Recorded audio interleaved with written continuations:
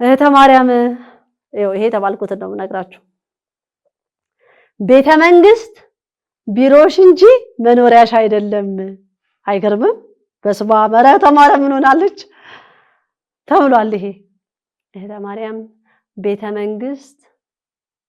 ቢሮሽ እንጂ መኖሪያሽ አይደለም ለመኖሪያነትስ ማን ይፈልገዋል እንደው እውነት በአካል ነው እህተ ማርያም እንደው ገብተው ቁጭ ብለው ጨርሰው ስራ ይወጣሉ ከሰዓት በኋላ ማታ ምናምን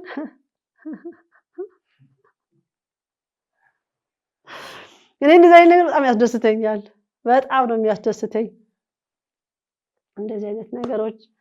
ያስደስታሉ ያጫወቱ ነው አሉ ቀስ ብሎ መናገር አሉ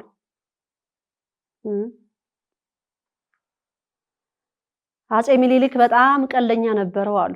ቀልዳሉ ቀልድ ቃል ያረጉ ይሄዱ ነበር አሉ